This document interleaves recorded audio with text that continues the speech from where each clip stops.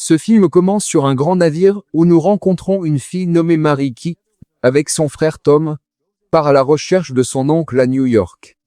Marie est très excitée car ils sont sur le point d'arriver, mais le problème, c'est qu'ils réalisent que leur oncle n'est pas venu les chercher. Marie reste optimiste, croyant qu'il arrivera bientôt, et ils ont aussi Caden, le chien, à proximité. Cependant, Tom est plus méfiant, et au fil des heures, il s'avère qu'il avait raison, car leur oncle n'arrive jamais. Pour cette raison, ils décident de se rendre à la gare, connaissant l'adresse de leur oncle. Ils doivent signer des papiers au plus vite, car sinon, ils se retrouveront seuls. Ils entreprennent leur voyage, traversant de nombreux endroits. Mais à leur arrivée, ils découvrent que leur argent ne vaut rien, surtout dans cet endroit, car il semble qu'ils viennent d'un autre pays. Ils se mettent à danser et à chanter pour gagner quelques pièces, mais malgré tous leurs efforts, ils réalisent qu'ils ne peuvent même pas s'acheter un billet. Au même moment, ils voient passer un groupe d'enfants, alors ils se faufilent parmi eux. Car comme il y a beaucoup d'enfants, ils ne peuvent pas être comptés, et on les laisse tous passer. Ils réalisent alors que les places sont occupées, mais heureusement, des filles gentilles leur laissent une place sur le côté. La responsable du groupe croit qu'ils sont d'autres passagers, et, sachant qu'ils sont orphelins, elle les laisse rester dans le wagon. Elle avoue qu'elle emmène ses enfants pour leur trouver de nouveaux foyers, car il semble qu'ils vont être adoptés. À ce moment-là, Marie rencontre un garçon nommé Nick, qui est en fauteuil roulant et remarque qu'il ne joue pas comme les autres. Marie passe un peu de temps à jouer avec les filles du coin, mais le contrôleur du wagon est sur le point de passer. Les filles réussissent à le distraire pour qu'il ne puisse pas les voir. Il semble donc qu'il soit sauvé pour le moment. Les garçons lui en sont très reconnaissants. Marie veut inviter Nick à jouer, mais la responsable lui dit que Nick peut à peine bouger. Il semble donc qu'il ne puisse pas jouer avec eux. Au même moment, Tom passe entre les wagons et tombe sur un homme de mauvaise humeur qui ne semble pas digne de confiance. Mais il continue d'avancer. Il atteint la locomotive car il aime les trains, et en essayant d'attraper le chien qui faisait des bêtises, les conducteurs le trouvent. Ils le font rapidement descendre de la case, c'est dangereux. Cependant, lorsqu'il réalise que Tom aime les trains parce que son père était conducteur, il décide de le laisser klaxonner. Et il les aide même pour certaines choses. Ce qui rend le garçon très excité. Pendant ce temps, Marie essaie d'intégrer Nick du mieux qu'elle peut. Et nous commençons à remarquer que sa mobilité s'améliore. Ils arrivent ensuite à l'une des premières destinations, où beaucoup de garçons, y compris Nick, descendent. Nick dit au revoir à Marie car il semble qu'il ait trouvé sa famille. Cependant, le problème, c'est que les parents adoptifs changent d'avis à la dernière minute, alors Nick retourne dans le wagon avec les autres. Au même moment, certains des hommes de main du méchant arrivent avec qui ils élaborent un plan pour plus tard. Marie passe son temps à jouer avec Nick et à lui remonter le moral pendant que les garçons continuent de se cacher du contrôleur. Ils rencontrent quelques petits problèmes, mais comme toujours, Tom arrange la situation. Le train s'arrête un moment car il semble faire le plein. Alors Marie et Tom emmènent Nick voir les bisons. Marie veut qu'ils aillent voir les bisons de plus près, et ils finissent par convaincre Tom car ils voient que Nick veut aussi le faire.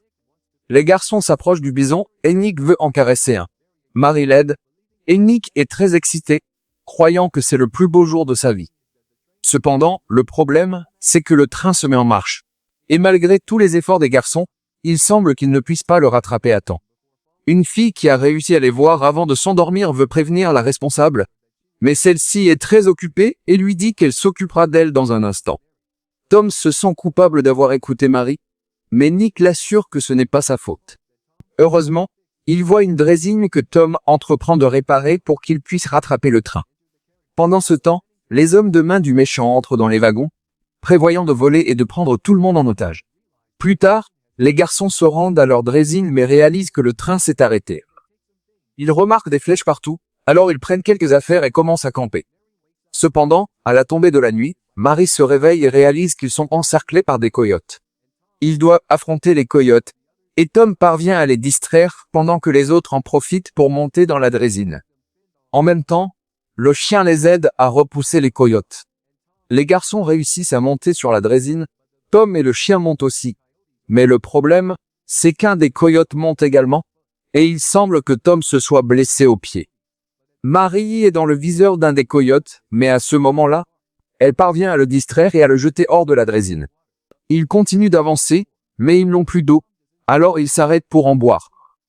Tom ne semble pas très bien tenir sur ses pieds, et Marie essaie de l'aider. Malheureusement, une tribu apparaît et les emmène. Il sépare Tom des autres. Et Marie craint de l'avoir perdu. À ce moment-là, le chef de la tribu arrive, et Marie essaie de lui parler en imitant leur langue. Cependant, elle se rend vite compte qu'il parle parfaitement l'espagnol. Elle remarque aussi que la tribu est gentille et qu'ils viennent même de soigner la blessure de Tom.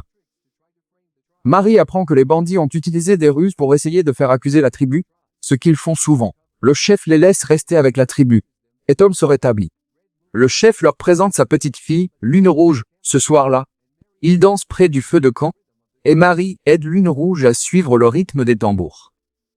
Lune Rouge s'imagine danser avec elle. Le lendemain, Lune Rouge leur montre beaucoup de choses qu'ils font dans cet endroit pendant que Marie aide Tom à les essayer.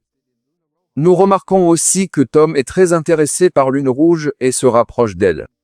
Au fil des jours, Tom semble aller mieux, alors la tribu les dirige vers les gens de la ville. Ils se disent au revoir et leur donnent un sifflet d'urgence au cas où ils en auraient besoin. Cependant, ils tombent bientôt sur le méchant et ses hommes de main. Croyant que ce sont les gentils, ils les suivent et sont emmenés dans une mine où de nombreuses personnes travaillent. On leur demande d'aider les travailleurs en leur apportant de l'eau.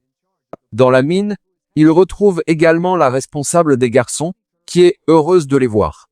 Cependant, Tony Kerr tombe et se met dans le pétrin, mais heureusement un autre homme nommé Nan arrive et les aide contre les méchants. À ce moment-là, le méchant intervient et arrête tout, renvoyant tout le monde à sa place.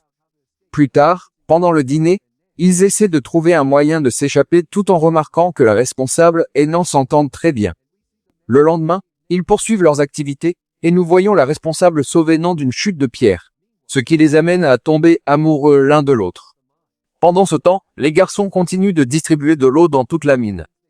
On leur demande d'aller en haut pour donner de l'eau au chef, mais comme ils ne peuvent pas monter, Nan finit par s'en occuper. D'un autre côté, le chef compte l'or qu'il a trouvé ces derniers jours, mais il estime que c'est très peu. Le chef demande aux mineurs de continuer à chercher avec plus d'enthousiasme et leur donne un fouet pour les presser. Pendant ce temps, Tom et Marie, qui viennent d'arriver, entendent dire que dans 2 jours la mine sera fermée et que le méchant prévoit de se débarrasser de tout le monde. Alarmés, ils préviennent les autres et commencent à élaborer un plan pour s'échapper. Ils envisagent même d'appeler la tribu, se souvenant du sifflet spécial qu'on leur a donné. Cette nuit-là, Marie n'arrive pas à dormir, alors Tom lui chante une chanson que leur père chantait avant de mourir. Il remarque que les autres sont fascinés par la chanson.